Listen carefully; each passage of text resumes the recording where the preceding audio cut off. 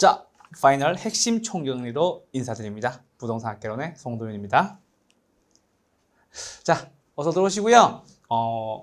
이제 지난주까지 해서 이제 출제 예상 문제집 모두가 다 만료가 됐죠. 그래서 끝이 났고 이제 이번 주부터 할 것은요. 출제 예상 문제, 출제 이론, 총정리 이론과요. 그리고 다음 주까지 총정리 이론 2편. 그래서 이렇게 두 편으로 구성이 될 겁니다. 총정리 이론 1편에서는요. 총론, 그리고 경제론, 시장론, 정책론 플러스 투자론의 조금 앞부분까지 진행을 할 거고요. 이제 다음 주에 2편에서는요. 투자, 그리고 금융, 개발 관리 마케팅, 감정 평가 이렇게 파트 후반부 진행할 거예요. 그러니까 여러분들 어렵게 생각하지 마시고 전반부와 후반부 있다고 생각하시면 됩니다. 전반부에 네 가지 총론, 경제론, 시장론, 정책론 할 거고요. 후반부에 투자, 금융, 개발 관리, 감정 평가론 이렇게 진행을 할 겁니다. 총 구성 페이지도 80페이지 정도로 구성되어 있고요. 여러분들이 어떻게 공부한다? 10페이지씩 1시간씩 공부한다. 이렇게 깔끔하게 보시면 될 것 같습니다. 총정리 이론 어려운 거 없이 여러분들한테 최대한 쉽고 빠르고 편하게 합격하실 수 있도록 싹 다 한번 정리해 드리겠습니다. 내용 듣다가 헷갈리거나 모르는 부분 있으시면요. 반드시 핵심 요약집 참고하시길 부탁드리고요. 대부분 다 아는 부분일 거니까요. 너무 걱정하지 않으셔도 되겠습니다. 총정리 이론 첫 번째 시간 총론 출발합니다. 자, 첫 번째는요. 부동산학 총론이죠. 이 총론을 말씀드리기 전에 여러분들한테 어떻게 되겠어요? 여러분들이 시험 시작 딱 되는 순간 9시 30분이 되면 10월 28일 9시 30분이 되면 그때부터 시험을 시작하게 될 겁니다. 물론 그 전에 시험에 대한 파본이나 혹은 문제가 되는 부분에 대해서 다 교체나 준비를 하고 완벽하게 준비된 상태에서 9시 30분에 시험지 첫 페이지를 딱 넘겼을 때 나오는 1번 문제가 총론이 될 가능성이 굉장히 높습니다. 그래서 제가 늘 말씀드리는 게 있죠. 총론은 뭐예요? 시험 첫 문제가 될 가능성이 높다. 그 말은 뭐냐면 여러분 시험은 하루 치는 거예요? 일주일 동안 치는 거예요? 하루 치는 거죠. 왜 그 말씀을 드리냐면 그날 하루에 첫 문제 혹은 1, 2, 3번 문제에서 여러분들의 시험 결과가 나올 가능성이 굉장히 높다는 이야기예요. 물론 실력이 충분하시고 내가 시험 80점 이상 나와 이런 분들도 있겠지만 시험에 대해서 좀 간당간당한 점수를 가지신 분들이 훨씬 더 많으실 거예요. 특히 그런 분들은 총론을 꼼꼼하게 잘 정리를 해주셔야 됩니다. 특히나 제가 드리는 말씀이 있죠. 총론은 실력의 싸움이기도 하지만 무엇의 싸움이냐면요. 정신력, 그날의 멘탈의 싸움이에요. 왜 그러냐면 내가 1번 문제를 봤는데 쉽사리 안 풀린다? 되게 당황스러워요. 근데 그런 일은 있으면 되겠어요? 안 되겠어요? 안 되겠죠. 그래서 총론을 공부 열심히 하라고 말씀드리는 거고요. 혹시나 그런 게 있어요. 내가 분명히 1, 2, 3번 문제 중에 처음에 한두 문제씩 꼭 틀리는 성격이다. 제가 예전에 그랬어요. 그래서 누구보다 잘합니다. 그러신 성격이라면 총론에 대해서 충분히 잘 공부를 하시되 혹시나 애매하고 어려운 문제가 나왔을 때는 어떻게 하라고요? 빨리 넘어가셔야 됩니다. 그래야 내가 풀 다음 문제에 멘탈이 안 흔들려요. 그래서 총론은 시험이 어려워라고 얘기하신다면 아니요, 어렵지 않아요. 문제도 어렵지 않아요. 그런데 여러분들이 되게 긴장해 있는 상태에서 만나게 될 첫 문제라 가지고 무엇을 하냐면 되게 당황을 해요. 그래서 여러분한테 꼭 말씀드리는 거예요. 아시겠죠? 그래서 총론은요, 특징이 뭐냐면 시험 첫 문제예요. 시험에 처음에 열었을 때 1, 2, 3번에서 만날 가능성이 어떻다? 높다라는 거예요. 그거 굉장히 조심하셔야 됩니다. 왜? 시험이 하루에 한 번에 갈라지는 시험이기 때문에. 아시겠죠? 그러니까 당황하지 말라고 제발. 아시겠죠? 두 번째는요. 최근에는 이 총론이 너무 쉽다 보니까 박스형 문제로 문제가 나오면서 어떻게 물어본다? 모두 몇 개인가? 옳은 것은 무엇인가? 이렇게 총론에 대해서 전반부적으로 전부 다 물어보는 경우가 있어요. 토지의 자연적 특성에 대한 성격으로 옳은 것은 몇 개인가? 옳은 것은 무엇인가? 이렇게 물어보는 경우가 많이 있어서 박스형 문제가 자주 나오는데요. 우리 박스형 문제가 가장 어렵다고 느끼는 이유는 그거죠. 박스형 문제는 모두 몇 개인가? 라는 걸 골라야 되고 또 기역, 니은, 디귿, 리을, 미음과 같은 그런 예시들을 주면서 확실하게 잘 골라내야 되는 건데 한 개만이 답이 있어요? 아니면 여러 개가 답이 나와요? 여러 개가 답이 나오는 거에 대한 문제가 있겠죠. 그래서 그런 거 잘 체크해 주셨으면 좋겠습니다. 그런데도 불구하고 총론은 뭐예요? 계산 문제보단 암기 위주 파트가 많이 나오죠. 그래서 암기 위주의 파트에 대해서 중요하게 봐야 되는 거고요. 어려운 암기예요? 쉬운 암기예요? 쉬운 암기죠. 그쵸? 그리고 그 쉬운 암기를 내역이 어디 들어있다? 요 안에다 들어있는 거죠. 맞아요? 그렇게 해주시면 되겠습니다. 첫 번째는요, 부동산에 대한 개념이에요. 자, 부동산의 개념을 딱 떠올렸을 때 두 가지가 떠올라야 되겠죠. 뭐? 복합 부동산. 두 번째 뭐? 복합 개념의 부동산 떠올라야 돼요. 첫 번째 복합 부동산은 뭐예요? 토지와 건물이 일체로 결합되어 있는 것을 복합 부동산이라고 얘기해요. 그럼 우리 여러분 봅시다. 주거와 상업이 같이 붙어 있는 거 뭐라 그래요? 주상 복합이라고 얘기하죠. 맞죠? 그 말은 뭐예요? 주거와 상업이 하나의 상태로 결합되어 있으니까 무슨 주상 복합 부동산은 뭐? 토지와 건물이 결합되어 있는 상태 이렇게 얘기하는 거죠. 그리고 요건 뭐가 중요해요? 요 개념이 중요하죠. 복합 개념의 부동산 세 가지 뭐예요? 법률적, 경제적, 기술적. 법률적인 뭐가 있어요? 협의의 부동산과 광의의 부동산이 있고요. 협의의 부동산은 민법상의 부동산으로서 토지 및 그 정착물을 말한다 라고 제99조 1항에 나와 있죠. 그리고 두 번째 광의의 부동산은 뭐예요? 협의의 부동산 더하기 준부동산이 있겠죠. 준부동산은요 뭐예요? 부동산에 준하는 성격이죠. 어떤 걸 가지고 있는데 등기, 등록의 성격을 가지고 있고요. 여러분들이 잘 아시는 대표적인 예로 자동차를 가지고 얘기해보죠. 자동차의 공시 방법이 뭐예요, 여러분? 등록이죠. 그래서 자동차를 사면 뭘 줍니까? 자동차 등록증이라는 걸 줍니다. 그걸 통해서 공시 방법을 쓰고요. 저당권의 객체가 되기도 하고 감정평가의 대상이 되기도 하죠. 저당권의 객체라는 건 뭐예요? 자동차 맡기고 돈 빌릴 수 있어요? 네.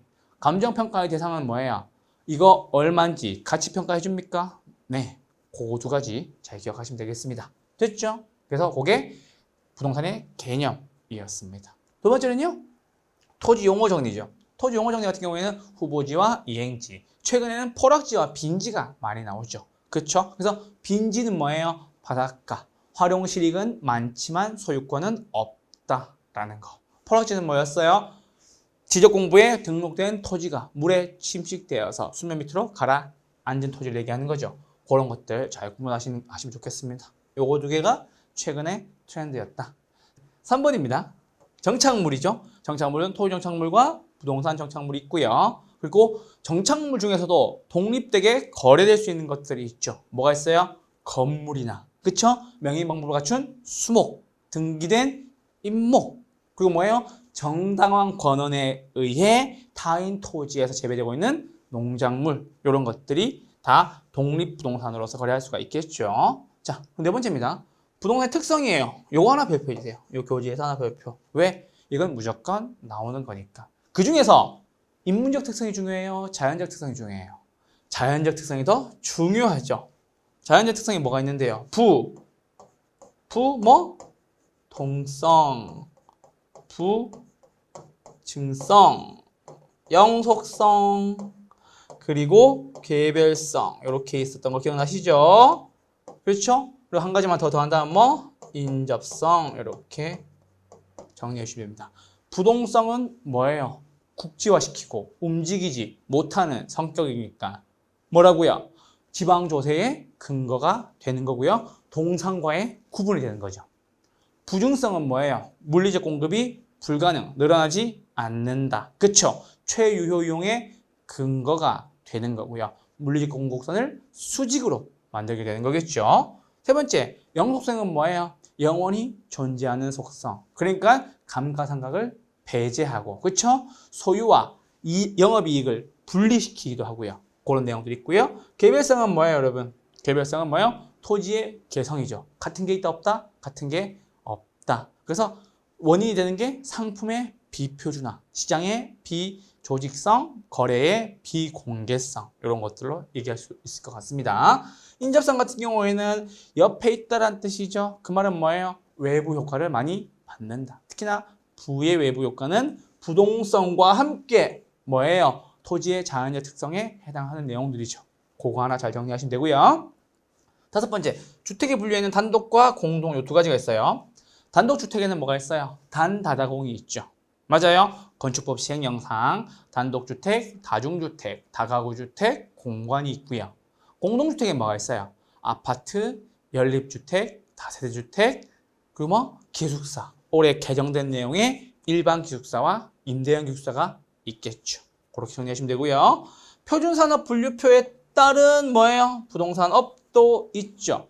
그래서 뭐예요, 여러분? 개발 공급업에 개발업과 임대공급업은 각각 뭐예요? 주거용, 비주거용, 기타 부동산 요거 세 가지가 있고요. 관련 서비스업의 관리업과 중개자문 그리고 감정평가가 있는데 관리업에 뭐가 없어요? 기타 부동산 관리업이 없죠. 그럼 뭐만 있어요? 주거용 부동산 관리, 비주거용 부동산 관리업만 있겠네요. 됐죠? 그래서 그 두 개만 일단 체크하시고 중개자문 감정평가는 뭐예요? 중개 및 대리, 투자, 자문, 투자업 있다 없다? 없다. 감정평가업 있다 없다? 없다. 그리고 뭐가 있다? 감정평가업이 이렇게 있다라는 거 잘 정리해 주셨으면 좋겠습니다.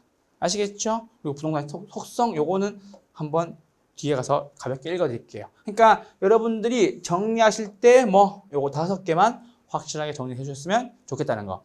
제가 지금 인트로가 길었어요. 이 인트로가 왜 길었는지 아세요, 여러분? 여러분 나중에 요 수업을 듣고 나서 요 앞에 들어와 있는 인트로 15분만 들으시고 내용을 다 스스로 상기해 보시라고 인트로를 길게 드렸던 거예요.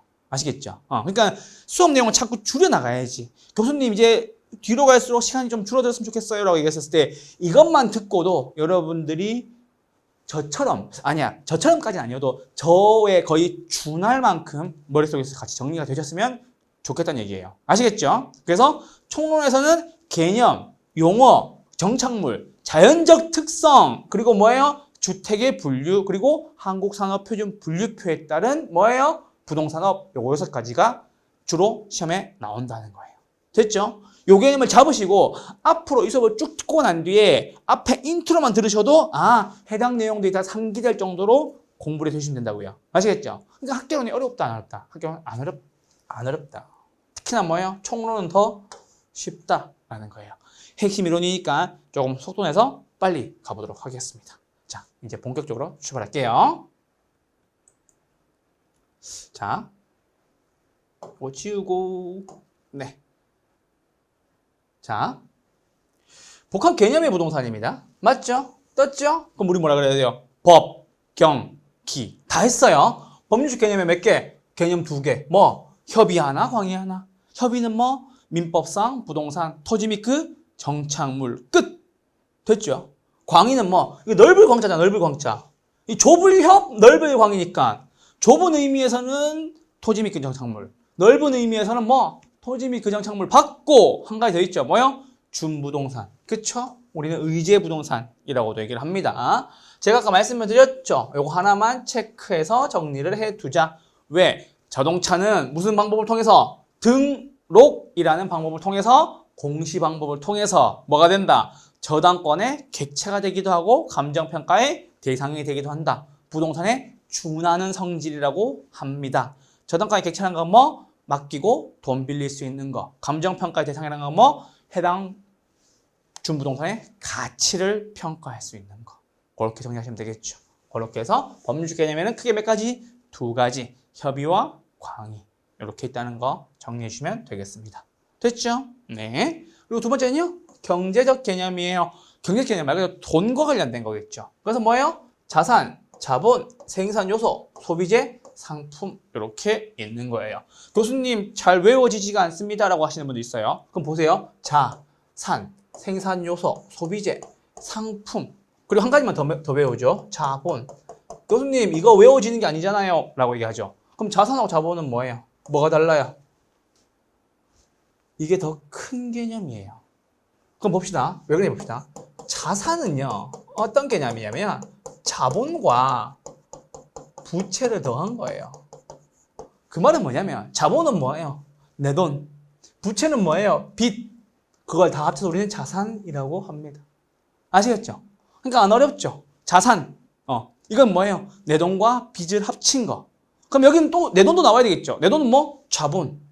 아시겠죠? 그거 정리하시고요. 나머지는 뭐예요? 생산요소, 소비재, 상품. 이렇게 정리하시면 됩니다. 근데 신기하게도 밑에 기술적 개념에는 시옷 들어간 게 하나도 없다. 그래서 여러분 한 번에 볼 수 있다니까. 교수님이 이렇게 푸시나요? 네, 이렇게 풀어요. 만약에 복합 개념의 부동산에서 경제적 개념이 아닌 것은 이라고 얘기하면 시옷 들어간 거 쫙 찾아봐요. 눈에 걸리면 그게 다 경제적 개념으로 털어내는 거예요. 한 방에. 그러니까 너네 얼마나 쉽겠어요, 이 문제가. 나 이 문제 왜 틀린지 모르겠다니까. 얘네 둘은 얘가 더 큰 개념으로 존재하기 때문에 여기서 나오는 거고요, 여러분.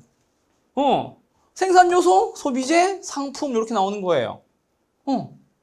오케이? 자, 그래서 토지는 뭐예요? 생산재이기도 해요. 왜 생산재인데요, 교수님? 건물 짓잖아, 그 위에. 맞죠? 두 번째, 소비자가 될 수 있다. 왜 소비자가 돼요? 여러분, 제주도 놀러 가죠? 멋진 풍광을 바라보며 아, 내가 인생을 열심히 살았구나 라는 생각을 하게 되겠죠. 그게 다 소비재예요. 왜 그 말씀을 드리냐면 제가 합격증을 받았을 때 제주도에서 받았어요. 제주도 놀러 가 있는데 아침 9시에 이렇게 한국산업인력공단에서 문자가 왔어요. 2차 합격을 축하드린다고. 그때 저는 여러분 토지를 소비재로 열심히 쓰고 있었어요. 바닷가를 바라보면서. 아시겠죠? 그래서 토지는 생산재이기도 하고 소비재가 될 수도 있다. 기출문제에 소비재 아니라고 나왔단 말이에요. 그래서 어땠던 거예요? 자, 그렇게 얘기하시고요. 기술적 개념은 뭐예요? 자연. 기술적 개념은 뭐? 자연, 공간, 위치, 환경 이렇게 정리해 주시면 되겠습니다. 아시겠죠? 기술적 개념이니까 제가 말씀드렸죠? 기술적 개념 뭐와 같다? 물리적 개념이랑 같다라는 거 정리해 주시고요. 자연, 공간, 위치, 환경 요거 네 가지입니다. 원래 제가 요거 저번에 가르칠 때 여러분 제가 뭐라고 말씀드렸어요? 요거 원래 환자위간 이렇게 가르쳤죠. 환자위간 그쵸? 왜? 술을 물같이 먹어서 기술적 개념은 물리적 개념과 같은 개념으로서 뭐예요? 환자위간 이렇게 가르쳤죠. 그쵸? 위와 간이 안 좋은 이유는 뭐예요? 술을 물같이 마셔서 그렇다. 기술적 개념은 물리적 개념과 같은 의미이다 라는 거 한번 정리해 주시길 부탁드리겠습니다. 아시겠죠? 네. 됐고요. 자, 두 번째는요. 복합부동산이에요. 복합부동산 한 번에 끝냅시다. 뭐예요? 건물과 토지의 결합 끝. 됐죠? 근데 여기 보면 준부동산이라는 말이 나와 있죠. 그리고 뒤에 뭐? 준주택이라는 말이 나와 있고 준지대라는 말이 나와 있죠. 요거 하나만 짚고 넘어가죠. 여러분, 제가 아까 법률적 개념에서 광의의 부동산은 협의의 부동산 더하기 준부동산이다 라고 얘기했잖아요. 근데 우리 학개론에서 준 땡땡땡 준 땡땡땡 준 땡땡땡 나오는 게 몇 개? 세 가지가 있어요. 첫 번째 뭐가 있어요? 준부동산이 있어요. 기계나 재단, 기타 이런 거. 아까 말씀드렸던 뭐예요? 저당권의 객체가 되기도 하고 감정평가의 대상이 되기도 하는 거 세 가지 그런 것들이 있는 거예요. 자동차, 선박, 항공기, 재단, 기타 이런 것들. 근데 준주택도 있죠. 어디에 가면 저기 뒤에 정책론 쪽에 넘어가면 뭐예요? 주택 구분하면서 뭐가 나와요? 기숙사, 오피스텔, 다중이용시설, 노인, 복지주택 이런 것들은 다 뭐에 해당한다? 준주택에 해당한다 라고 정리하시면 되고요. 그리고 시장론 가시면요. 마샬이 주장한 건 뭐예요? 준지대, 지대에 준하는 성격인 기계나 기구가 있고요. 일시적, 영구적, 일시적 이렇게 정리해 주시면 되겠습니다. 됐죠? 네. 그래서 그렇게 보시면 되겠고요. 일괄 평가하는 게 세 가지가 있는데 요거 나중에 뒤에 가서 여러분들과 하게 될 텐데 요 말을 왜 이미 말씀을 드리냐면요. 토지와 건물이 이미 나왔으니까 토지와 건물은 무엇으로 평가해요? 일괄 평가해요. 무슨 법 쓰냐면요. 거래사례 비교, 거래사례 비교, 또 뭐예요? 거래사례 비교를 쓰는 건데 요거 한번 잘 보세요. 자, 여러분 저를 봅시다. 거래사례 비교법을 통해서 감정평가한다는 거에 대한 핵심이 뭐겠어요, 여러분? 시장에서 거래를 많이 한다는 거겠죠. 그래서 뭐가 많다는 소리예요? 거래한 사례가 많다는 소리예요. 거래한 사례가 많다는 소리예요. 아시겠죠? 거래한 사례가 많다는 소리예요. 자, 그럼 봅시다, 여러분. 토지와 건물을 한 번에 팔 때가 있어요. 그거 무엇으로 감정평가합니까? 거래 사례로 합니다. 두 번째, 또 뭐예요? 구분소유권 대상이 되는 건물 부분과 대지 사용권. 여러분들은 이걸 지분이라고 얘기하더라고요. 내 지분이 얼마냐? 그쵸. 보통 아파트 같은 경우에는 뭐 2평도 있고 3평도 있는데 그거 일괄해서 평가합니다. 뭘로 비교합니까? 거래사례 비교법. 아시겠죠? 전용 면적, 공용 면적 더하기 뭐예요? 내 지분. 그거 한 개 거래사례 비교법이라고요. 예시가 많겠어요, 당연히? 당연히 많겠지. 아파트만 거래해도 수십 건 나오겠다. 수십 건 나오겠다. 수천 건, 수만 건 나오겠다. 됐죠? 그렇게 하시고요. 살림을 평가할 때는요. 원래 산지와 임목을 구분해서 평가를 해요. 그래서 임목은 뭘로 해요? 거래사례비교법 쓰는데 중요한 게 있어요. 산지와 임목을 구분해서 감정평가할 때 임목만 거래사례 평가하는데 중요한 건 뭐냐면요. 요거를 또 일괄해서 평가한대요. 무엇을요? 산지와 임목을 일괄할 때는 뭐 쓴다고요? 거래사례비교법. 아시겠죠? 그럼 생각해보세요, 여러분. 산에 있는 산을 팔 때 이거 거래사례비교법으로 해요? 네. 왜요? 무엇까지 포함해서? 임목까지 포함을 해서. 그럼 임목이 뭔데요, 교수님? 임목 뭐냐고요? 여러분들이 아까 말씀드렸죠? 명인방법을 갖춘 수목, 등기된 임목. 그쵸? 독립부동산. 그 등기된 임목이 임목인데 나무, 우리가 보통 나무라고 얘기하죠. 근데 이 나무라고 얘기하면 안 돼요. 임목이라고 얘기하는데 이게 어떤 소유권 보존 등기를 통해서 어떤 중요한 의미가 있을 수 있는 뭐예요?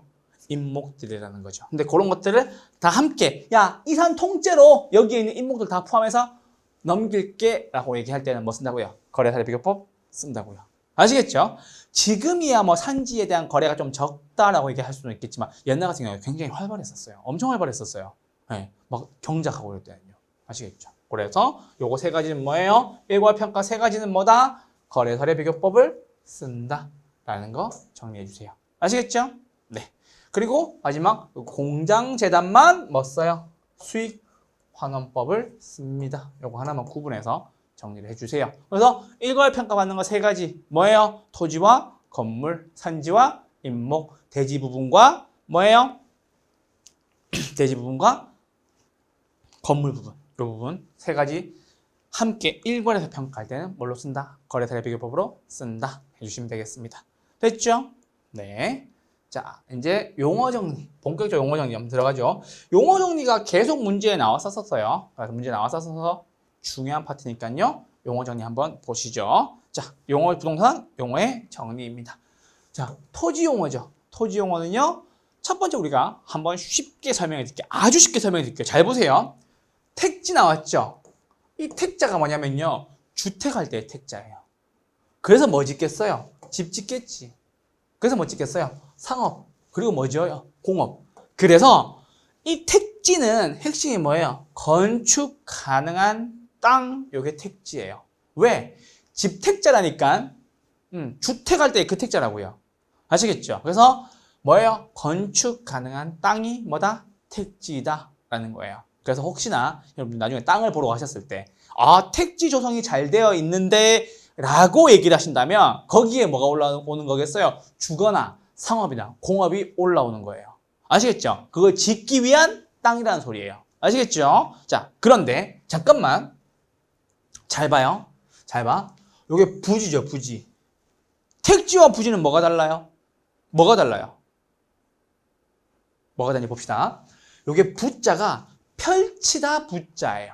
그러면 펼쳐놓은 땅이니까 택지보다 개념이 더 넓겠죠? 맞아요? 그러면 봅시다. 자, 분명히 뜻이 넓다고 얘기했어. 아까 택지는 건축 가능한 땅이 택지예요 라고 얘기를 했어요. 맞아요? 근데 부지는 넓다라는 뜻이잖아. 그러면 건축 가능한 거에다가 무엇을 하나 더 더해야 되겠죠. 뭘 더하겠어요, 여러분 같으면요? 되는 거 안 되는 거? 안 되는 거. 건축 안 되는 거 더하는 거예요. 됐죠? 택지는 건축 가능한 땅, 부지는 건축 가능한 땅 더하기 건축 불가능한 땅 이렇게 하시면 돼요. 아시겠죠? 그럼 교수님, 건축이 불가능한 땅도 있습니까? 네, 뭐요? 도로. 도로에다 건축 뭘 짓질 않잖아. 그래서 여러분 말을 조심해야 한다니까. 아, 택지가 조성이 잘 되어 있네요 라고 얘기하는 말은 주거나 상업이나 공업이 올라온다는 뜻이에요. 감 잡았죠? 근데 어느 땅을 보러 갔는데 와, 사업 부지가 좋아요 라고 얘기하는 말은 뭐예요? 거기에 공단도 들어오고 특히나 뭐가 들어온다? 도로가 생긴다는 차이가 있는 거야. 그래서 택지 조성과 사업 부지가 다른 말이에요. 아시겠죠? 사업 부지 조성 중에 뭐예요? 택지 조성이 안에 들어가 있는 거지. 됐어요? 왜? 이게 펼칠 부자니까. 그쵸? 그래서 이게 넓은 의미. 왜? 이미 부지라고 적혀있잖아. 넓을 부자, 펼칠 부자라며. 네. 그래서 이게 넓은 의미로서의 땅을 가지고 있고요. 바닥 토지입니다. 라고도 말을 바꿔서 얘기를 합니다. 아시겠죠?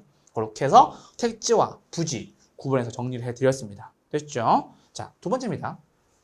필지입니다. 이거 한자로 보면 다 이해가 돼요. 여러분들이 뭐예요? 붓필자예요. 필통, 필기구, 연필하는 거. 그러면 여러분 물어봅시다. 옛날엔 붓으로 무엇을 썼겠어요? 내 땅이에요 라고 썼겠어요? 아니지. 뭐 썼어요? 집원 썼겠지. 집원. 뭘로? 붓으로. 맞죠? 그러면 집원을 등록하는 단위입니다. 뭐예요? 필지예요. 그러면 이게 무슨 효과를 발휘해요? 법적 효과를 발휘하겠죠. 법률적 개념의 용어입니다. 뭐예요? 필지겠죠. 여러분들 옛날에 내 땅이에요 라는 것을 집원을 쓸 때 무엇을 통해 썼겠어요? 필지 통해 썼겠죠. 맞죠? 필지가 뭔데? 붓필자라니까. 붓으로 내 땅이에요 라고 쓴다고 집원을. 아시겠죠? 네. 그렇게 생각하시면 되고요. 이게 획자가 뭔지 봅시다. 획자가. 획자가 그따 획자예요. 우리 한자를 보면 뭐 7획, 8획, 15획 이런 말들 하죠. 그게 그따 획자인데 자, 그럼 이게 왜 그러냐 봅시다. 그따. 긋습니다. 무엇을요? 땅을 긋는다고 이렇게. 땅에 크게 있으면 이렇게 쫙쫙 긋는다고 이렇게 칼로 긋듯이. 왜 긋습니까? 가격 수준을 묶으려고요. 아시겠죠? 그래서 이렇게 땅이 있잖아요. 내가 이렇게 그었어. 왜 그었겠어요? 여기는 제곱미터당 100만 원이고 여기는 10만 원이어서 그은 거예요. 아시겠죠? 그럼 이거 뭐라고? 획치. 이거 뭐라 그래요? 획치. 그 나오잖아. 가격 수준이 비슷한 일단의 토지를 획지라고 얘기하고 하는 거고. 가격 수준이란 말이 나왔으니까 당연히 뭐가 붙어야 되겠어요? 법적이 붙어야 되겠어요? 아니지. 돈 뭔데? 경제. 그렇게 하시면 됩니다. 아시겠죠? 이게 그따 획자라는 것을 알면 이게 왜 가격 수준의 일단의 토지인지 왜 경제적 개념인지 알게 될 거예요. 무엇과 합치면 요 설명과 합쳐주면. 아시겠죠? 이렇게 왜 그었냐고. 가격 수준 때문에 그었다고. 이 땅보다 뭐예요? 이 땅이 10배라고. 됐죠? 그렇게 생각하시면 됩니다. 자, 그리고 세 번째. 후보지가 나오고 이행지가 나왔어요. 후보지는 뭐예요? 임지, 농지, 택지지역, 상호 간에 전환되고 있는 토지를 우리는 후보지라고 얘기를 합니다. 아시겠죠? 자, 그러면 우리 전환된 이라고 나오면 맞아 틀려?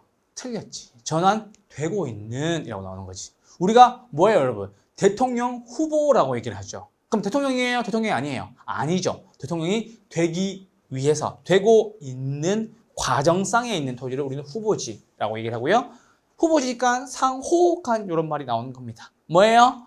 임지, 농지, 택지지역 요 사이에. 그래서 밑에 보시죠. 잠시만.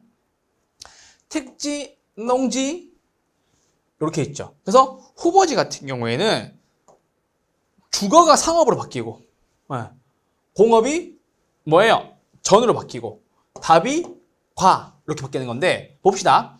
택지에서 농지로 바뀌는 것은 뭐라 그래요? 후보지라고 얘기를 합니다. 말씀드렸죠. 그래서 임농택 상호간에 바뀌는 거. 그래서 이렇게 하나 잘라주셔야 되고요. 자, 근데 잠시만. 여기가 중요해요. 지금 주거에서 상업으로 바뀌었죠. 얘는 큰 카테고리가 뭐예요? 택지죠. 맞죠? 그렇게 바뀌는 거. 근데 상에서 공으로 바뀌는 거. 맞죠? 요것도 역시 뭐예요? 택지죠. 맞아요? 그렇게 되는데 전답에서 답과 수원을 바뀌는 거. 요것도 다 뭐예요? 이행지. 즉 요게 뭐예요? 요게 뭐였어요? 임지. 죄송해요. 임지가 아니라 뭐예요? 농지. 답에서 과수원 바뀌는 것도 뭐? 농지. 이렇게 바뀐다는 거지. 그래서 앞에 이렇게 택지로 바뀌는 경우 그리고 뒤에 농지로 바뀌는 경우 이 두 가지를 보여주면서 뭐예요? 이행지라고 얘기를 합니다. 아시겠죠? 그래서 택지 안에는 주거, 상업, 공업이 있고 그렇죠? 또 뭐예요? 농지 안에는 전, 답, 과수원이 있죠. 답이 뭐예요? 답은 논이에요. 아시겠죠? 전은 밭이고 아시겠죠? 좀 이렇게 어린 친구분들은 요 답이 뭔지 잘 모르시더라고요. 이게 정답의 답인 줄 알고 그게 아니라 답은 논답자를 써서 논이라는 뜻이에요. 바전자는 잘 아시죠? 과는 과수원이고 그렇게 정리하시면 됩니다. 그래서 상호간에 바뀌는 것은 후보지 그리고 해당 지역 내에서 바뀌는 건 뭐? 이행지 이렇게 정리하시면 됩니다. 됐죠? 네. 자, 4번입니다. 대지입니다. 요 대지가요. 이게 자루대자예요. 그래서 자루 모양이라는 얘기가 나오는 거예요. 좁은 접속면 어디에 좁은? 도로에 좁은 접속면을 가지고 있는 거죠. 건축허가 납니까? 네, 납니다. 오케이? 자, 근데 두 번째, 맹지. 요게 뭐예요? 눈멀맹자예요. 눈멀맹자라서 도로와 접속한 면이 있다, 없다? 없다. 건물 지을 수 있다, 없다? 없다. 그렇죠? 그럼 여러분 생각해 봅시다. 원래 맹지였다가, 자, 잠깐만. 원래 이렇게 도로가 지나가고 있어요. 근데 맹지였는데, 여기 맹지였겠죠? 맹지였는데, 이렇게 땅을 사거나, 이렇게 도로를 뚫어가지고, 요렇게 변하게 됐죠. 그러면 우리는 방금 그려드렸던 요 땅을 뭐라 그래요? 자루 모양의 대지라고 얘기를 하는 겁니다. 그래서 맹지와 대지의 차이 알겠죠? 그래서 맹지였지만 요 해당 토지를 삼으로 인해서 도로와의 접속면이 생기고 자루 모양의 뭐예요? 대지가 된다. 요거 건축할 수 있어요? 건축할 수 있겠지. 됐죠? 그렇게 정리하시면 됩니다. 그래서 건물이라고 나왔죠? 그래서 건물을 건물이 지어져 있지 않으면 뭐예요? 나지. 건물이 지어져 있는 땅은 뭐예요? 건부지. 이게 붙을 붙자예요. 건물이 붙어 있는 땅. 그래서 안 어려운 거야, 학개론이. 건물이 붙어 있는 땅. 그쵸? 그러면 건물 짓고 옆에 남아있는 땅은요, 공지. 비어있다, 공지. 공백. 이런 것처럼. 아시겠죠? 그래서 용어 정리 같은 경우는 되게 쉬운 파트니까요. 정리 잘 해주셨으면 좋겠고요. 건부감가의 원칙이죠. 건부감가의 원칙. 그 말은 뭐냐면요. 낮에는 토지 위에 건물이 있다고 없다고? 없다고. 건부지는 건물이 있다고 없다고? 있다고. 그러면 건부감가의 뜻은 건부지가 가치가 감해졌다는 소리예요. 왜 가치가 감해졌겠어요?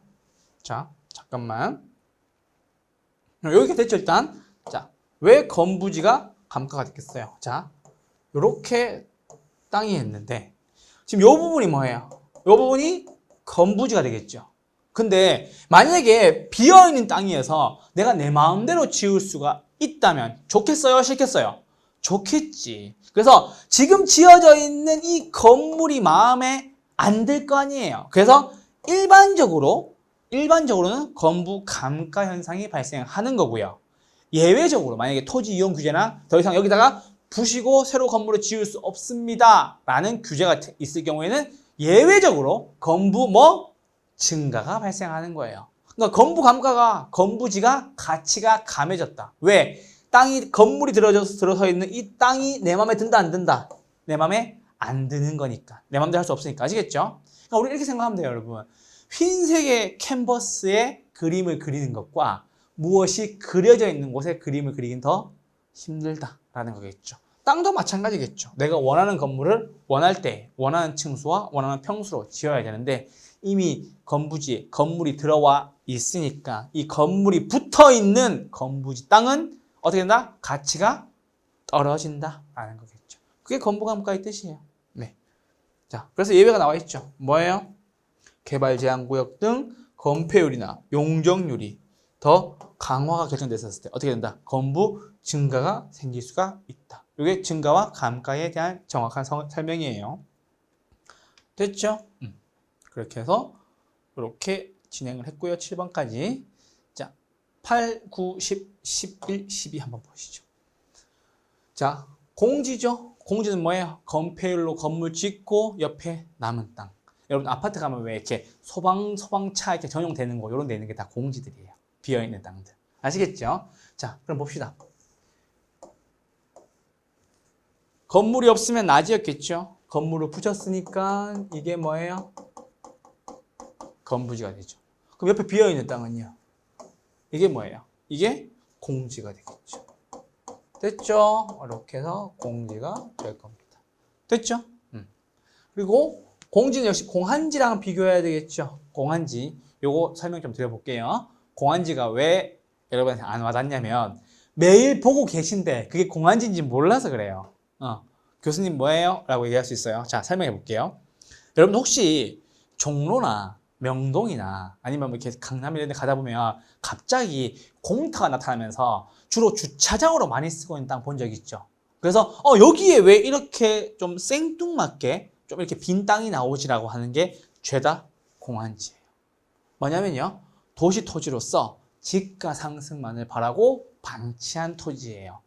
이 땅에 세금 내요, 안 내요? 세금 안 내요.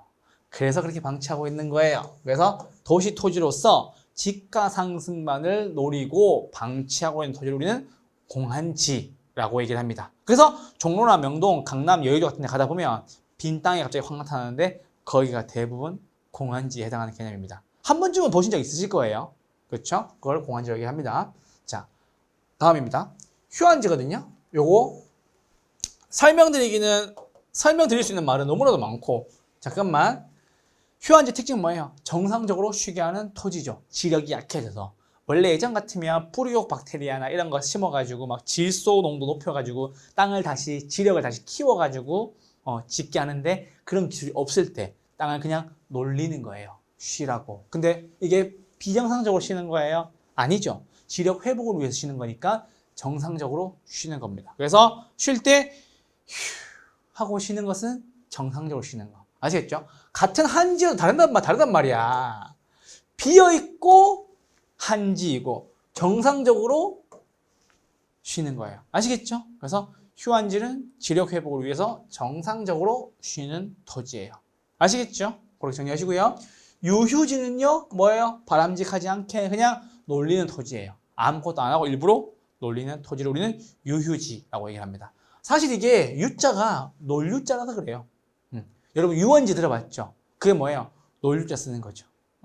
그렇죠? 그래서 유휴지. 어떻게? 바람직하지 않게 냅두는 토지예요. 바람직하게 냅두면 휴한지고, 바람직하지 못하면 유휴지고. 아시겠죠?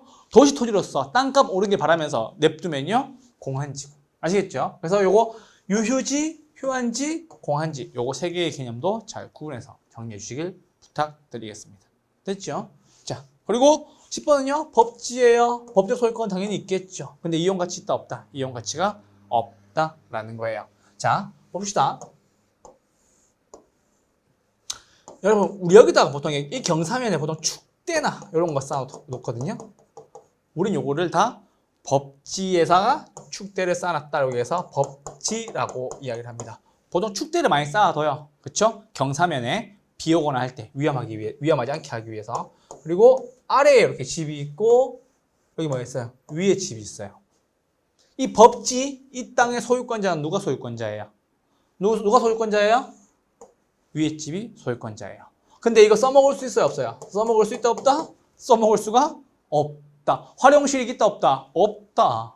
맞죠? 주인은 누구 건데? 윗집 건데. 활용실익은 없다. 우리는 이걸 법지라고 이야기합니다. 아시겠죠? 그래서 소유권이 있고 써먹을 때는 없다.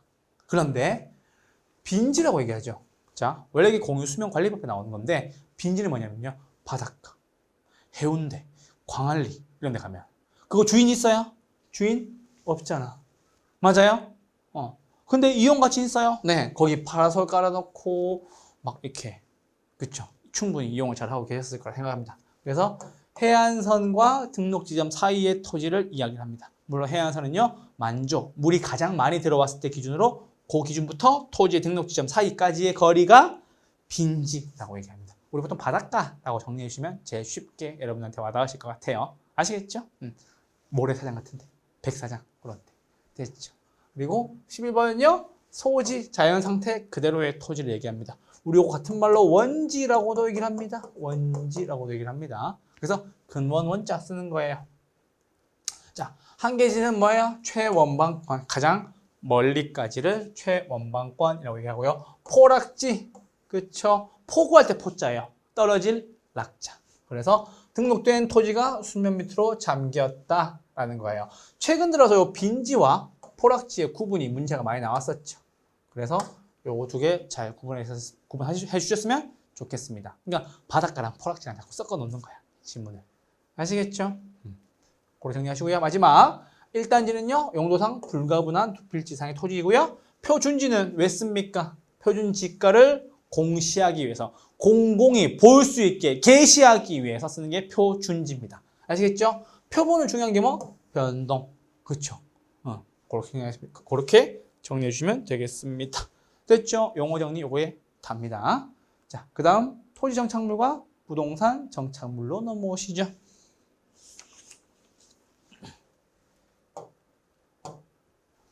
자, 토지 정착물은요, 종속과 독립이 있는데 그 중에서 독립 정착물만 하나 체크하시면 되겠습니다. 그래서 독립 정착물은 뭐가 있어요? 건물. 당연히 따로 거래할 수 있으니까 가능하겠죠. 두 번째, 명인 방법을 갖춘 뭐 미분리 과실. 세 번째 뭐 명인 방법을 갖춘 수목 또는 소유권 보존 등기된 임목. 이렇게 정리하시면 됩니다. 소유권 보존 등기된 임목. 이렇게. 그리고 뭐요? 정당한 권한에 의해서 타인 토지에서 경작되고 있는 농작물. 작년에 여기서 문제가 나왔어요. 그래서 아마 올해는 좀 나오기가 어렵지 않겠나라고 생각을 합니다. 그래도 만약에 나온다면 종속 정착물보다는 독립 정착물에서 나올 가능성이 높고, 건물은 이해되시죠? 근데 요게 이해가 안 되는 거야. 명인 방법을 갖춘 이름 써놓는 거예요. 아시겠죠? 미분리 과실. 그러니까 사과를 심었는데 거기 사과나무에 과일이 열렸어. 사과가 열렸어. 거기 누구 거라고? 내 거라고 써놓는 거야. 우리 울타리에다가 이렇게 막 써놓잖아요. 주변에 막 이름이나 전화번호. 그게 뭐예요? 다 명인 방법이에요. 아시겠죠? 명인 방법을 갖춘 뭐예요? 아직 따지 않은 과일. 그렇게 보시면 되겠죠. 그리고 명인 방법을 갖춘 수목. 그렇죠. 그리고 뭐 등기된 임목. 같은 나무라도 명인 방법을 갖추면 수목이고 등기시키면 임목인 거예요. 아시겠죠? 이제 나무라고 얘기하시면 안 돼요. 그리고 마지막, 타인 토지에서 경작된 농작물. 내가 남의 땅을 빌려가지고 뭐예요? 토지 임대료를 주고 내가 배추를 심었단 말이에요. 그거 누구 거라고? 자기 거라고. 아시겠죠? 땅은 남의 땅이지만 뭘 통해서? 정당한 권한에 의하여 타인 토지에서 재배된 경작물. 이런 건 다 누구 거? 내 거. 아시겠죠? 남의 땅 빌려가지고 배추 심은 거예요. 그거 누구 거겠어요? 당연히 내 거겠지. 그렇게 생각하시면 됩니다. 자, 그리고 정착물과 정착물이 아닌 것이라고 얘기하는데요. 정착물은요, 주인이 불분명해요. 누구 건지 애매할 때는 뭘로 본다? 정착물로 본다. 아시겠죠? 그리고 경작 목적이 아닌 수목, 자연식생, 다년생 식물, 요거 임대인 정착물. 요거 세 개 잘 봅시다. 관리하는 거예요? 관리 안 하는 거예요? 관리 안 하는 거예요. 아시겠죠? 자연식생, 그냥 내버려 둔 거. 다년생 식물. 그러니까 올해 말고 내년에 또 피고 또 피고 또 피고 하는 게 다년생 식물이거든요. 그러니까 따로 특히 관리를 해줄 필요가 없는 것들은 다 뭐예요? 정착물로 보는 거예요. 아시겠죠? 임대인 정착물 당연히 하겠지. 임대인 누군데요? 집주인. 그렇죠? 이게 불분명할 때는 뭘로 본다? 임대인 걸로 본다라는 거예요. 아시겠죠? 정착물은 다 뭐예요? 임대인 정착물을 정착물로 본다. 왜요? 이 사람 집주인인데. 그렇죠? 그렇게 보시면 되겠습니다. 자, 이게 시험에 나왔다는 거죠. 동산. 부동산 정착물인데 정착물로 보지 않는 것. 뭐예요? 임차인의 정착물. 맞죠? 당연한 거겠지. 내가 여기 월세 들어오면서 에어컨 설치했어요. 떼갈 수 있어요? 네, 떼갈 수 있어요. 당연하겠지. 두 번째, 경작 수확물. 아까 그 배추 내가 경작했어요. 누구 거예요? 당연히 그 내 심은 사람 거겠죠. 뭐예요? 동산이에요? 부동산이에요? 동산이겠지. 그리고 세 번째, 이거예요. 가식 목적의 수목. 그러니까 여러분들이 가식이라는 말을 몰랐던 거야. 가식이 뭔데? 진심 말고 가식 따는 거예요? 그게 아니고 뭐예요? 가식. 임의로 심어둔 수목. 아시겠죠? 뭘로 본다? 동산으로 본다. 그렇게 정리하시면 되겠습니다. 자, 됐고 이제 부동산 특성 넘어오세요. 부동산 특성은 다 중요합니다. 제가 이거 항상 중요하다 말씀을 드리는 거죠. 자, 부동산의 특성은 뭐예요? 부동성, 영속성, 부증성, 개별성, 뭐 용도의 다양성 이렇게도 있을 수가 있겠네요. 이건 당연히 인문적 특성이겠지만, 자, 우리는 그 중에서 요거 세 가지가 특히나 중요해요. 영속성, 부증성, 개별성. 요거 세 개가 구분하기가 쉽지 않거든. 근데 부동성 같은 경우는 한 번에 답이 나와요. 뭐예요? 지역화, 국지화, 외부 효과, 지역 분석, 임장활동, 조세 수입의 근거, 그리고 규제가 용이하다. 왜? 도망가지 못하니까. 여러분, 제가 저기 시골에 땅이 있거든요. 저기 시골에 경북 북부에 땅이 조금 있단 말이에요. 한 400평 정도? 그냥 빈 땅이 있어요. 그거 여러분 땅값이 얼마나 할까요? 정말 얼마 안 해요. 얼마 안 하는데 그걸 제가 땅값이 얼마 안 한다고 해서 그걸 떼가가지고 여기 서울 강남에다가 서초에다가 갖다 놓을 수 있어요? 갖다 놓을 수 없잖아. 그것 때문에 생기는 특성 뭐예요? 지역화, 해당 지역 되는 거고요. 국지화, 외부 효과 당연히 받겠죠. 외부 효과, 지역 분석도 필요하고요. 그거 땅이 뭔지 보려면요. 내가 가야 돼요? 땅이 와야 돼요? 내가 가야 되잖아. 시장에 임한다는 뜻이에요. 그래서 임장활동 필요한 거고요. 조세 수입의 근거가 되고요. 거기에 재산세 내야 된단 말이에요. 그리고 규제도 용이합니다. 특히나 서울 같은 경우에는 뭐예요? 규제가 되게 많죠. 왜요? 도망가지 못하니까. 규제를 많이 해서 도망갈 수 있다면 도망갔겠지. 도망을 못 가잖아. 그게 뭐예요? 부동산. 됐죠? 영속성입니다. 영속성 쉽게 설명드리면 영원히 존재하는 속성이라는 뜻이에요. 그럼 달아요, 안 달아요? 안 닳겠지. 맞아요? 그 말 다른 말은 뭐예요? 감가상각 안 되겠지. 다시 만드는 이론 필요해요? 아니요? 안 따른데 왜요? 없어지지 않는다는데. 그러니까 요거 세 개가 다 세트인 거야. 소모 안 되고 감가상각이 안 되고 재생산 이론이 필요 없다라는 게 다 똑같은 뜻이죠. 왜? 영원히 존재하는 속성이니까. 됐죠? 그렇게 생각하시면 되고요. 소유와 이용에 분리가 됩니다 라는 거예요. 자, 생각해 봅시다. 한강에 보이는 아파트가 한 채가 있어요. 만약에 그게 5년만 보고 없어진다면 남한테 빌려주겠어요? 남한테 안 주겠지. 왜? 내가 5년간 살면서 한강을 바라보면서 즐기겠지. 근데 소유권은 누구 거? 내 거지만 난 한강을 이미 충분히 봤어. 10년 동안. 어떻게 해야 돼요? 남한테 임대차 주는 거죠. 소유는 내 거지만 이용은 임차인에게 준다. 왜? 영원히 존재하는 속성이니까. 아시겠죠? 그게 영속성과 관련되는 거고요. 재고나 가치. 요건 이해되시죠? 가치 보전력. 그리고 장기 장래를 예측할 수 있어요. 왜? 계속 존재하는 거니까. 그래서 가격이 아니라 가치와 관련이 있다라는 거겠죠. 그리고 수익환원법, 관리, 소득, 자본, 이득 발생하게 되는 겁니다. 이 수익환원법이 무슨 뜻이냐면요. 장래 기대되는 순수익이나 미래의 현금 흐름을 어떻게 돼요? 환원하거나 할인하여 대상 물건의 현재 가치를 평가하는 방법을 수익환원법이라고 얘기를 하는 거고요. 그 말은 뭐냐면요. 앞으로 계속 벌어들일 수 있는 돈을 다 포함하여 지금 얼마라고 생각하니에 기준이 된다는 뜻이에요. 됐죠? 그래서 수익환원법까지 해드렸습니다. 부증성입니다. 부증성, 증가하지 않는데요. 생산할 수 있어요? 생산할 수 없죠. 생산의 법칙이 안 들고. 물리적 공급 가능해요? 불가능하죠. 그렇죠? 그러니까 완전 비탄력적, 양의 변화가 없다. 그래프 요거 기억나셔야지. 그렇죠? 가격과 양. 이게 완전 비탄력적. 헷갈리고 모르시는 분들은 뭐예요? 비탄력적. 이렇게 하라고 말씀드렸죠. 수직. 비는 수직으로 내려요? 수평으로 내려요? 수직으로 내리는 거죠. 그래서 비탄력적. 이렇게 기억나시죠? 그리고 희소하죠. 왜요? 늘어나지 않은 거니까. 누구나가 다 한강에 붙은 아파트와 강남에 있는 아파트를 살 수가 있다면 가격이 비싸겠어요? 아니지. 부증성 때문에 그런 거죠. 그렇게 해서 희소하는 거고요. 부족 문제가 생기는 거죠. 집약적 이용. 뭐예요? 집약이란 뜻이 뭔데요, 여러분? 자본과 노동이 많이 들어가는 걸 우리는 집약이라고 얘기를 하는 거예요. 그러니까 노동력과 돈이 많이 들어가면 우리는 집약이라고 표현을 쓰고요. 집약적 이용해야 되는 거니까 어떻게 돼요? 용적률을 더 높여버리잖아.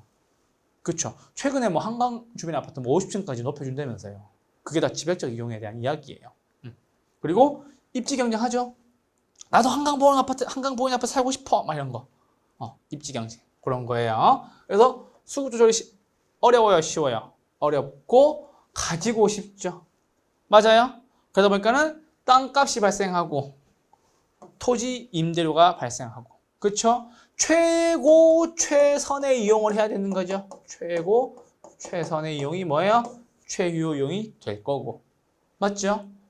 그렇게 정리하시면 됩니다. 자, 근데 공급에 대해서 두 가지만 정리해서 넘어가시죠. 물리적 공급과 경제적 용도적 공급이 있는데 물리적 공급 돼요, 안 돼요? 안 돼요. 맞죠? 부증성이죠? 완전 비탄력적 수직이 되는 거죠. 근데 용도적 경제적 공급은 돼요. 왜 되냐면 물어볼게요. 여러분, 새만금 사업 기억나시죠? 간척 사업. 바다를 막아서 땅으로 만드는 거. 그게 다 경제적 용도적 공급이에요. 교수님, 그게 왜 경제적 용도적 공급입니까? 물리적으로는 원래 우리 땅이었어. 원래 우리 토지였었다고요. 우리한테 소속되어 있는 부속 영토였다고. 근데 그걸 뭘로 바꿨어요? 바다가 아니라 토지로 바꿨던 거죠. 그래서 경제적 용도적 공급은 가능하다는 얘기입니다. 아시겠죠? 그래서 용도 전환이 가능하고요. 용도의 다양성, 탄력적이고요. 우상향한다는 소리입니다. 아시겠죠? 자, 그리고 개별성입니다.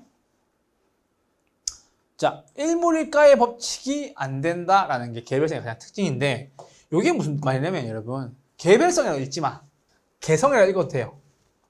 그 말은 뭐냐면 하나의 물건에 하나의 가격이 들어갑니까? 아니요. 여러분 생각해 봅시다. 같은 아파트여도 한강이 보이는 아파트와 한강이 보이지 않는 아파트는 가격이 다릅니다. 같은 자이 브랜드, 같은 힐스테이트여도 뭐예요? 일물일가의 법칙이 성립되지 않습니다. 당연한 거겠죠. 왜요? 한강이 보인다는 장점이 있고 한강이 안 보인다는 어떻게 보면 한강이 보이는 거에 비하면 안 좋은 점이 있는 거니까요. 그렇죠? 물론 한강을 보는 걸 좋아하시는 분들의 기준입니다. 그래서 같은 힐스테이트, 같은 자이, 같은 아파트여도 같은 평수, 같은 구조, 같은 모양 완전히 똑같아도 가격은 같다고 다르다고. 아시겠죠? 자, 그래서 대체 관계가 제약됩니다. 왜요? 한강이 보이고 안 보이고. 그렇죠? 그리고 개별, 독점, 개별 분석 이런 거 가능한 거고요. 해야 되는 거고요. 정보 수집이 어렵습니다. 가치를 추정하기도 어렵고요. 그렇죠? 각자 다 다르기 때문에 표준지, 기준이 되는 걸 선정하기도 어렵습니다. 거래의 비공개성, 상품의 비표준화, 시장의 비조직성의 근거가 되기도 합니다. 왜요? 개성 때문에. 아시겠죠? 개성이 뭐예요? 각기다 다르다. 아시겠죠? 그렇게 정리하면 되겠습니다. 자, 용도의 다양성은요, 원래 인문적인 성격과 관련이 깊죠. 나머지 위에 4개는 자연적 특성과 관련이 깊은데 이번 거는 용도의 다양성은 인문적 성격과 관련이 깊습니다. 최유효이용이죠. 최고 뭐예요? 최선의 이용이 되는 거고요. 아시겠죠? 경제 용도 공급은 가능하다는 소리입니다. 됐죠? 그렇게 보시면 되고요. 요거 하나 보고 갑시다. 나중에 가면 감정평가에 관한 규칙의 규정에 대해서 물어볼 텐데 최유효 이용이 애석하게도 감정평가에 관한 규칙의 내용으로서 나와 있지가 않습니다. 요거 하나만. 그래서 이런 문제가 기출문제 나온 적이 있어요. 다음 중 감정평가의 규칙에 규정된 내용이 아닌 것은 이렇게 나온 문제가 있어요. 답은 뭐였어요? 최유효 이용이었던 거예요. 아시겠죠? 그것 때문에 말씀을 드리고 넘어가도록 할게요. 자, 이제 주택의 분류로 넘어오세요. 주택의 분류로 넘어오세요. 자, 요거는 너무 쉬워가지고 가볍게만 하고 넘어갈게요. 주택 분류에는요, 건축법에는 2가지가 나뉘어요. 뭐요? 단독과 공동. 단독에 뭐 있어요? 단다다공. 했죠? 단독, 다중, 다가구, 공간. 공간은 나중에 이제 그 주택법 넘어가면 없어질 거니까 됐고, 요거 저랑 함께 하셨던 분들은 다중, 다가구. 요거 둘 다 몇 층? 3층이죠. 3층 이하인데 무엇을 더 확실하게 봐야 돼요? 다, 가, 구를 봐야 되는 거죠. 왜요? 다, 가, 구 주택은 몇 세대 이하? 19세대 이하라는 특징이 하나 있거든. 보시죠. 여기 있잖아. 19세대 이하라는 특징이 하나 있잖아. 됐죠? 그래서 이 특징 하나 잡아주셨으면 좋겠고요. 밑에 보면 공동주택은요, 아파트는 5층 이상, 연립하고 다세대가 뭐예요? 4층 이하가 나와 있죠. 맞죠? 4층 이하가 나와 있는데, 근데 제가 늘 말씀드렸죠. 연립은 뭐예요? 660 초과라는 게 나와 있죠. 그래서 우리가 부동산 공인중개사 공부는 언제부터 한다? 연초부터 한다. 이렇게 말씀드렸죠. 연초부터 한다. 그게 뭐예요? 연립은 660 뭐예요? 초과이다 라는 거 체크해 주셔야 되겠죠. 그렇게 구분해서 정리하시면 됩니다. 그래서 단독의 다중과 다가구를 구분해서 정리하시고 또 뭐예요? 다중주택에서 연립과 다세대의 차이점을 구분하시면 되겠습니다. 물론 면적은 다 660제곱에서 이하인지 초과인지 구분되는 거니까요. 정리하시고 연세대는 몇 층? 4층 이렇게 해주시면 되겠습니다. 아시겠죠? 가구 중 몇 층? 3층 이렇게 정리하시면 되고요. 어려울 거 하나 없잖아. 연세대 몇 층? 4층. 초 연립은 660초가. 아시겠죠? 그렇게 해주시면 됩니다. 자, 다음 주택법으로 넘어오세요. 아까 우리 요거 했는데, 아까 뭐 할 때? 준할 때. 그쵸? 준부동산, 준주택, 준지대 하는 거 할 때 했었죠. 그래서 준주택은요, 주택 외의 건축물과 그 부속 토지로서, 주거 시설로서 이용이 가능한 시설로서, 기숙사, 오피스텔, 다중생활시설, 노인복지주택 이렇게 있다라는 거. 기숙사, 뭐예요? 오피스텔, 다중생활시설, 노인복지주택. 요거 네 가지. 아시겠죠? 그거 있다는 거 기억하시고요. 다음 중 준주택이 아닌 것은이라고 딱 내기 쉬워 보이지 않나요? 왜? 보기가 4개잖아. 여기다가 틀린 거 하나 더 하면 바로 문제가 만들어지겠네. 맞죠? 그렇게 하시면 되겠지. 그럼 뭐 더 하겠어요? 도시형 생활주택을 집어넣거나 세대 구분형 공동주택을 집어넣어서 다음 중 준주택이 아닌 것은 무엇입니까? 라고 물어볼 수도 있겠네요. 됐죠? 그렇게 정리하시고요. 자, 도시형 생활주택입니다. 서민과 주거안정화를 위해서 있어요. 몇 세대 미만? 300세대 미만. 여러분 혹시 영화 300 봤어요? 그 스파르타? 저는 도시형 생활주택을 보면서 맨날 생각이 납니다. 왜요? 300세대 미만이니까. 영화 300. 아시겠죠? 스파르타! 했던 거. 전 도시형 생활주택이 생각납니다. 그분들이 도시형 생활주택에 살았을까라는 고민을 하면서 문제를 봅니다. 아시겠죠? 그래서 300세대 미만의 공유주택 규모 84제곱미터죠. 적용받지 않는 것은 뭐예요? 분양가 상한제 적용받지 않고요. 단지형 연립, 단지형 다세대, 소형주택 요거예요. 원래 원룸형 주택이었는데 작년에 개정됐어요. 뭘로요? 소형주택으로요. 아시겠죠? 그거 하나 말씀드려 넘어가고요. 세대 구분형 공동주택은요. 원래는 주택 내부의 공간을 쪼개서 뭐예요? 생활할 수 있고요. 살 수는 있지만 일부를 구분 소유할 수는 없습니다. 하나 읽어만 두시면 되세요. 그래서 큰 집이 원래 하나가 있었는데 이제 뭐예요? 1인 가구와 가구 수의 사람들이 줄어드니까 그걸 쪼개서 어떻게 한다? 사는데 무엇은 할 수 없다? 구분 소유는 할 수가 없다라는 거예요. 그게 세대 구분형 공동주택에 대한 이야기였습니다. 됐죠? 그거 정리해 주시면 되고요. 자, 다음. 자, 요게 이제 여러분 그거예요. 한국산업분류표에 따른 부동산업에 대한 이야기예요. 그래서 한국표준산업분류표에 따른 뭐? 부동산업인데 잠시만 임대공급업이죠. 자, 그러면 이게 뭐예요? 임대업과 개발 공급업을 나뉘는 거고 우리는 무엇이 중요하다? 관련 서비스업이 중요하다. 임대공급업이니까 뭐예요? 임대업하고 공급업 하겠지. 맞아요? 임대업 3개, 공급업 3개. 거기에 뭐가 있는데요? 주거, 비주거, 기타. 개발 공급도 뭐? 주거용, 비주거용, 기타. 이렇게 있어요. 교수님, 주거용은 뭐가 있어요? 아파트. 비주거용 뭐가 있는데요? 사무실. 기타는 뭐가 있어요? 사업시설. 그거를 뭐예요? 임대하는 거고요. 개발 공급 하는 겁니다. 그런데 잠깐만. 요게 중요해요.